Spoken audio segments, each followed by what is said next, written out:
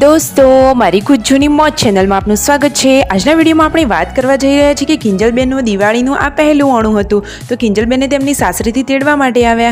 તો કોણ કોણ આવ્યું, કિંજલબેન કેવા તૈયાર થયા, કેટલા દિવસ રોકાવાના છે, આજે તો તે એકદમ નવા વહુરાણી બની ગયા। અને દોસ્તો કિંજલબેન વગર તો ઘરમાં બધું સૂનું સૂનું થઈ ગયું। તો દોસ્તો તેમને લેવા કોણ કોણ આવ્યું, તેઓ કેટલા દિવસ રહેશે, તે બધું જાણવા મળશે તમને મારા આ વિડીયોમાં।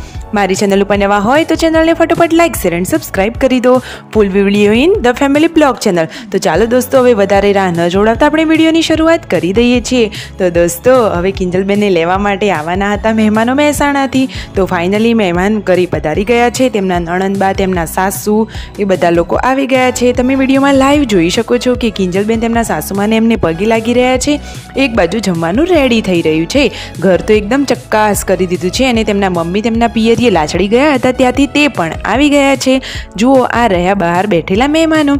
તો દોસ્તો કિંજલબેને તો ફાઇનલી બધું પેકિંગ કરી લીધું છે અને મહેમાનો માટે જમવાનું રેડી થઈ રહ્યું છે।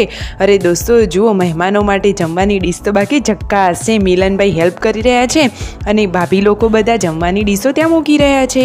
જમવાનું રેડી થઈ ગયું છે। હવે રોટલી પણ પીરસાઈ રહી છે। મહેમાનો જમવા માટે હવે બેસવાની તૈયારીમાં છે। જુઓ તો ખરા રસોઈમાં શું બનાવ્યું છે। તો ઢોકળા છે, પાતળા છે અને સરસ મજાનું દાળ ભાત, શાક, રોટલી અને છાશ। વાવ, એકદમ સરસ મજાની ડીશ।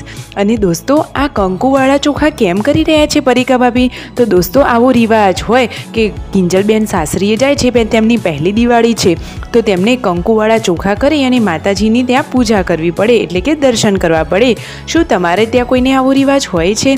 જુઓ કંકુવાળા ચોખા કરી અને પછી જ પૂજા કરવાની। અને જુઓ કિંજલબેનને આખા કંકુવાળા કરીને મોકલવાના હોય એ તો ઘરની લક્ષ્મી કહેવાય।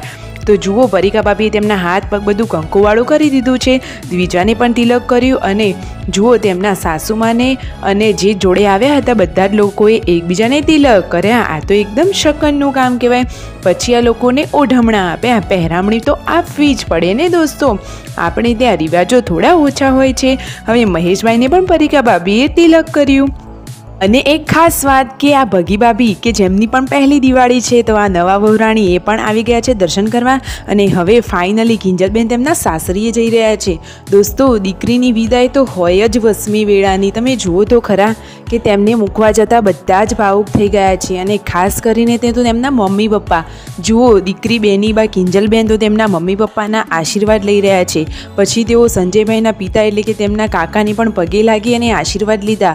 હવે જુઓ ચોખા જે કંકુવાળા કરેલા હતા તેનાથી તેઓ માતાજીએ બધે દર્શન કરવા ગયા અને ફાઇનલી હવે તેમને જવાનો સમય આવી ગયો છે। હવે તેઓ તેમના સાસરીએ જઈ રહ્યા છે।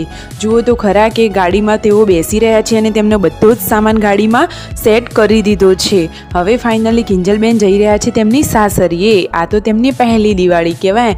અરે દોસ્તો ત્યાં પણ તેમને બધા રિવાજો હોય કે પહેલી દિવાળીએ નવા વહુરાણી હોય એ ત્યાં આવે અને બધાને ઘેર ટકા મૂકવાના હોય। તો જુઓ કિંજલબેની બા કે જે અહીંયા ડ્રેસ પહેરીને ફરતા હતા આજે તો તે સાડીમાં જોવા મળ્યા અને એ પણ માથે તેમને સાડી ઓઢેલી છે।